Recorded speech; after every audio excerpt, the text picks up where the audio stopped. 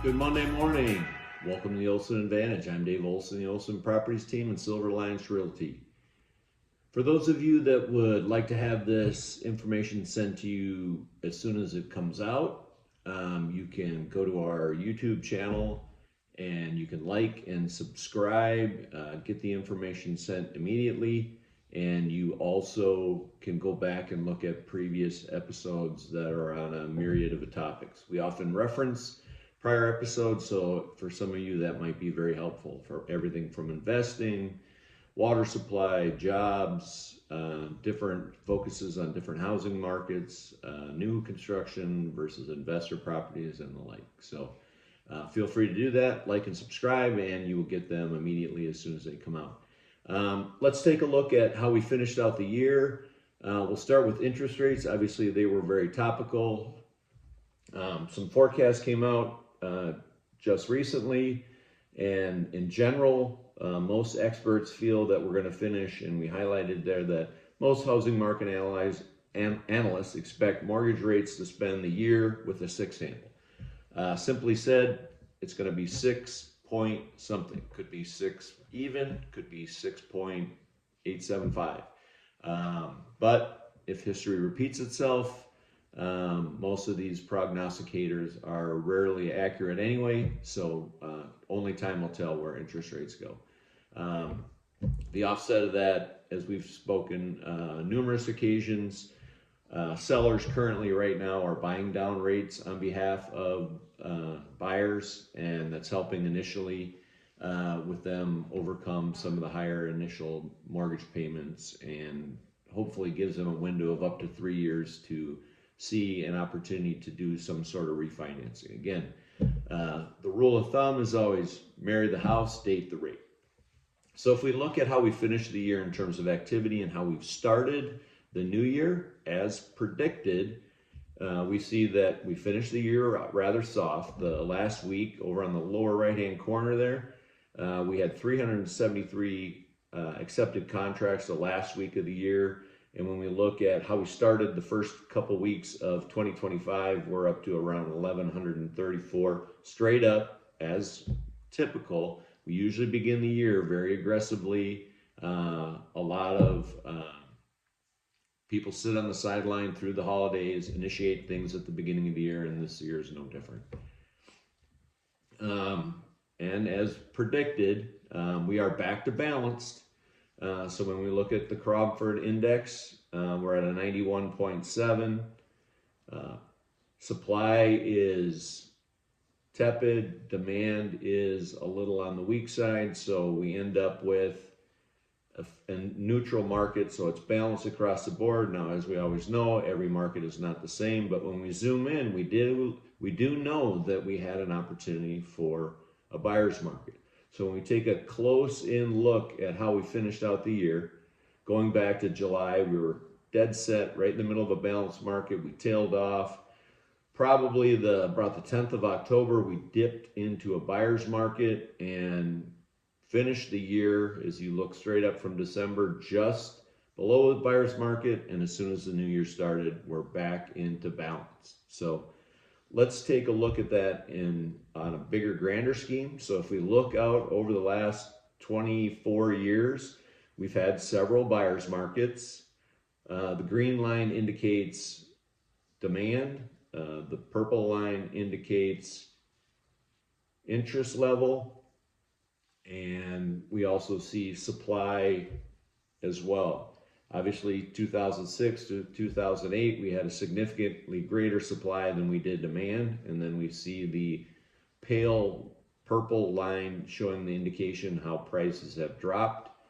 Now, when we look at just the history of long-term buyers markets layered in here, we can see that over time, we've had several, many of them very brief. If we zoom in and focus on those specifically, we can see that in 2001, 2002, we had a very brief one. Obviously, we had a much larger one in 06 through 08.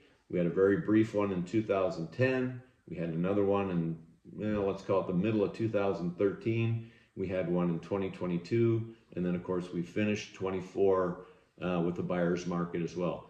As you can see from this slide, they don't tend to last very long before we climb back into what would be a seller's market. Now let's zoom in and look at how each market is performing right now.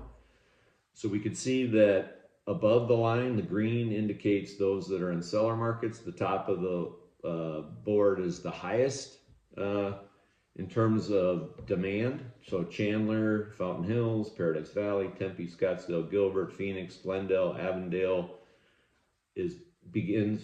are balanced, and Cave Creek and Mesa are also balanced. Peoria is balanced, and then buyers markets are Goodyear, Surprise, Queen Creek, Maricopa, and Buckeye on major markets. Over to the right, some minor markets based on how we see them and we understand them around the area.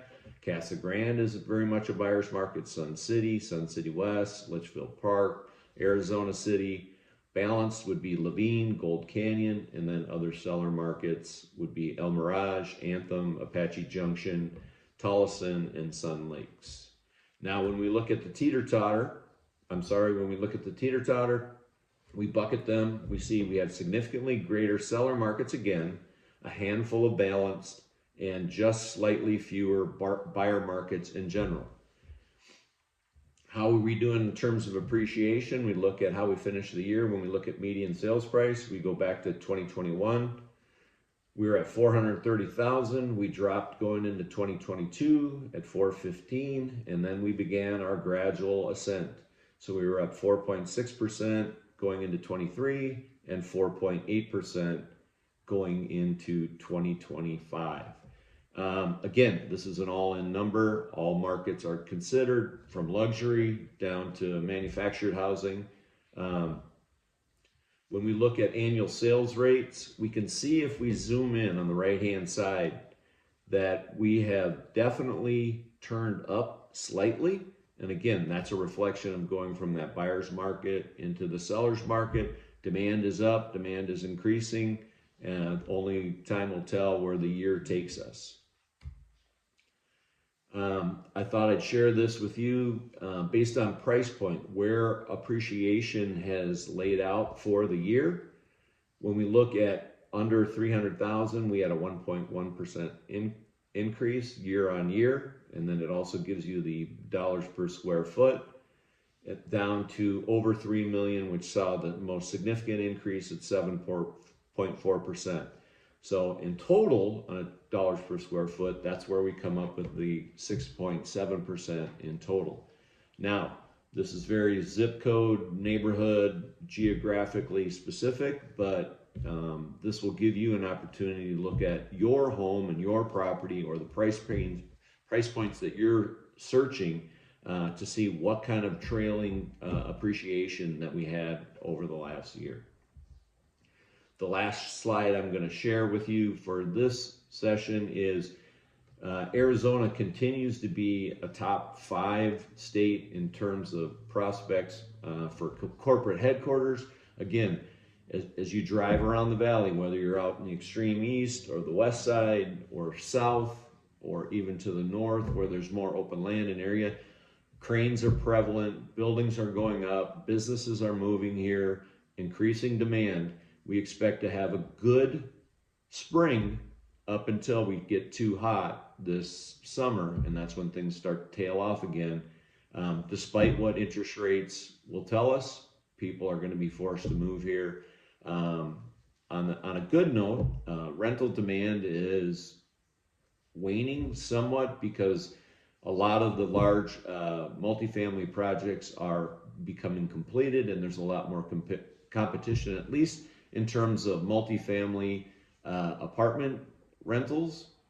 Single family rentals have kind of flattened. Hopefully you found this information useful. Again, if you ever have any questions, you can always call or text me directly at 623-570-4464. Thanks so much. Make it a great day.